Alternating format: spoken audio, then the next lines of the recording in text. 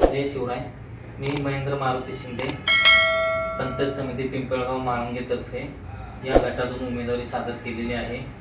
मी भारतीय काँग्रेस पक्ष या पक्षातून उमेदवारी सादर केलेली आहे. आपण भारतीय काँग्रेस पक्षातूनच का उमेदवारी घेतली? कारण हा पक्ष पुरोगामी विचाराचा आणि खूप जुना पक्ष आहे. कारण आत्ताच्या सिच्युएशनला काय झालं की एक पक्ष दोन पक्ष हे युती करून म्हणजे पक्षात काही असं रसच राहिलेलं नाही.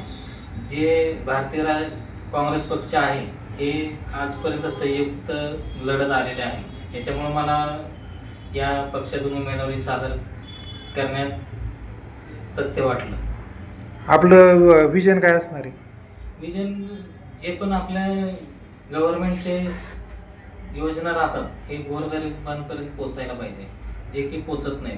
कसं होतं की 5 वर्ष उमेदवारी आला निवडून तो 5 वर्ष काय बघणं नाही त्यांचं. काय होतं की सर्वसामान्यांपर्यंत ज्या योजना येतात गव्हर्नमेंटकडून एवढं अनुदान येतं ते गोरगरिबांपर्यंत पोचत नाही आणि तळागाळापर्यंत ते जातच नाही. काय होतं की ते मधल्यामध्ये किंवा काही पक्षांमध्ये वादविवाद झाल्यामुळे ते निधी पण पोचत नाही. अजून आपल्या भागातील काही अजून प्रलंबित प्रश्न आहे, आरोग्य असेल, शिक्षण, रस्ते. कारण मी जसं आपल्या भागाचा सर्वे केला की बाबा रस्ते पण व्यवस्थित नाही आहेत आणि हॉस्पिटलायझेशन तर अजिबात नाही. कारण काही गावांमध्ये 2 गाव मिळून पुढं गव्हर्नमेंट हॉस्पिटल आहे तर तिथं पण प्रॉपर सुविधा भेटत नाही. आपल्या पंचायत समिती गणात कोणकोणती गाव आहे? आपल्या पंचायत समितीत पिंपळगाव, टावरेवाडी, चांडोली, निगटवाडी, वडगाव, काशिंबे, तांबडेमळा, एकलरे, लोंढेमळा. आपल्या गणामध्ये नागरिकांच्या कोणकोणत्या समस्या आहे? नागरिकांचं जास्तीत जास्त कारण आपला ॲग्रिकल्चर भाग आहे. शेतीमध्ये बरेचसे प्रॉब्लेम आहेत लोकांना. कारण जे पिकं पिकायला पाहिजे किंवा त्यांच्यासाठी योग्य संवर्धन व्हायला पाहिजे ते आपल्या भागामध्ये होत नाही. आणि प्रॉपर रस्ते पण नाही आहेत किंवा दळणवळणासाठी मेन रस्ते होणं गरजेचं आहे. आणि मेन आरोग्य सेवा पण तेवढे आपले व्यवस्थित नाही आहे. शेतकऱ्यांच्या अनेक समस्या अजून काही प्रलंबित आपल्या भागात, काय सांगाल? प्रलंबित आहेत. आता काय शेतकऱ्यांकडे दुर्लक्ष आहे. कारण काही पिकांना बाजारभाव व्यवस्थित भेटत नाही. कारण आम्ही एक आंदोलन पण केलं होतं लातूर जिल्ह्यामध्ये की कांदा बटाटा मार्केटसाठी पण आम्ही प्रयत्न केले होते की योग्य भाव भेटत नाही.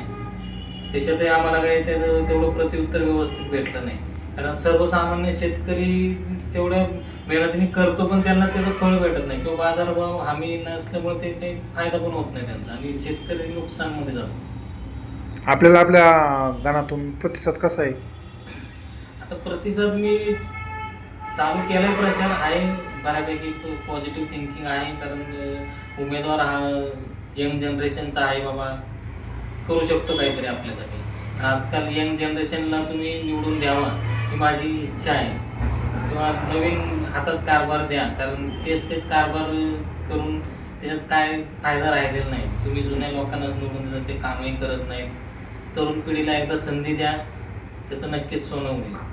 आपल्याकडून मतदारांमध्ये निवडणुकीमध्ये काय काय मुद्दे असणार आहेत? निवडणुकीमध्ये रस्ते, पाणी व्यवस्था, आरोग्य सेवा आणि शेतीसाठी जे पण प्रश्न राहतील आपले, जे पण पंचायत समिती थ्रू आपल्या योजना यायला पाहिजेत, येणार आहेत, त्या संदर्भात आपले प्रश्न राहतील. आपण पंचायत समितीत गणामध्ये पाठीमागच्या काळात कोणती कामं केली?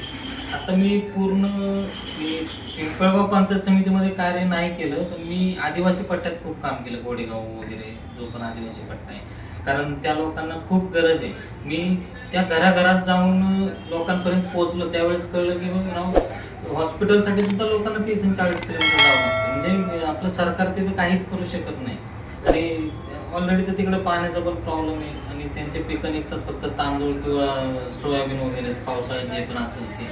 आणि त्या उद्देशाने मी तिकडं पिठाच्या गिरण्या वगैरे आहेत. आपण आपल्या या माध्यमातून 1000 पर्यंत जवळजवळ म्हणजे मावळ पट्टा आणि आपला गोडेगाव पट्टा. आता मी छावा संघटनेचा सदस्य असल्या कारणाने मी गव्हर्नमेंटकडनं काय अनुदान येत होते त्या थ्रू मी आदिवासी पट्ट्यात खरंच ज्या लोकांना गरज आहे त्या लोकांपर्यंत मी पोहोचलो. आणि झालं गोडेगाव या भागात आपले जे पण अवैध दारूचे दुकानं वगैरे आहेत मी आपले PI ला लेटर देऊन वगैरे तिकडले जे पण आपल्याला स्त्रियांचे प्रॉब्लेम आले होते की बाबा आमचे इथं अवैध दारूचे धंदे वगैरे आहेत, तर तुम्ही त्याच्यावर काय करू शकता. तर मग त्याच्यावर आपण गोडेगाव पोलीस स्टेशनला निवेदन देऊन वगैरे त्याचं, किंवा खेड तालुक्यात पण आपण निवेदन दिलं, इव्हन कलेक्टर ऑफिसला पण दिलं आपण. त्या थ्रू मग तिकडे कारवाई केलेल्या होत्या की बाबा अवैध जे दारू दुकाने आहेत ते बंद झालीच पाहिजे. आपल्या चांडोली गणात काय करणार?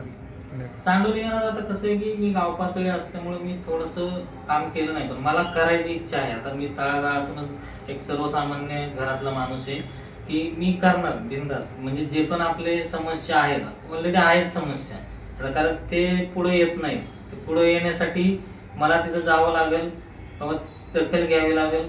कारण मी सर्वे केलाय सगळ्या साईडचा, कारण लोंढेमाळा झाला, एकलर झाला, त्या साईडला पण रस्ते वगैरे व्यवस्थित नाही आहेत, म्हणजे तिकडच्या लोकांच्या पण समस्या आहेत. आणि थोडासा आपला पिंपळगाव पट्टा आला तर म्हणजे जसं की आपलं नदीच्या कडेने आहे, पाणी वगैरे व्यवस्थित आहे, पण जिकडे पाणी नाही तिकडे पाणी पुरवठा पण योग्य पद्धतीत होत नाही. ठीक आहे, पण पाणी पुरवठा तुम्ही आता काय करणार त्या संदर्भात? नाही, पाणी पुरवठा जेव्हा सत्तेत येणार आपण तेव्हा करू शकतो. कारण काही लोकांना कसं पाईपलाईन वगैरे लांबल्या येण्या जाण्यासाठी किंवा मग ते थोडेसे प्रॉब्लेम आहेत, आपण एकदा सरकारमध्ये आल्यावर त्या गोष्टी करणारच. ठीक आहे, धन्यवाद.